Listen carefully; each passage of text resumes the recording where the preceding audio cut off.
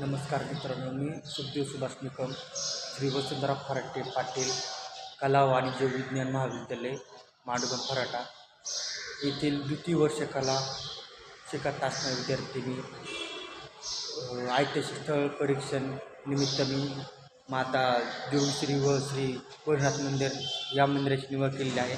या मंदिराचे वैशिष्ट्य म्हणजे या मंदिरात भरपूर म्हणजे असे जिथे आजारी लोक किंवा ज्यांना काही अडचण आहे ते या मंदिरामध्ये येऊन आपले दुःख किंवा समस्या सांगतात ते. आणि हा देव जागृत असल्यामुळे ते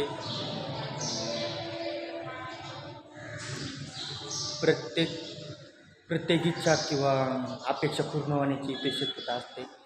इथे दरवेळेस खूप गर्दी असते, भाविभक्तांची खूप गर्दी असते. या मंदिरामध्ये यात्रेच्या वेळेस इतकी गर्दी असते की इथं 7-8 फॅन लावावं लागतात मोठमोठ्याने.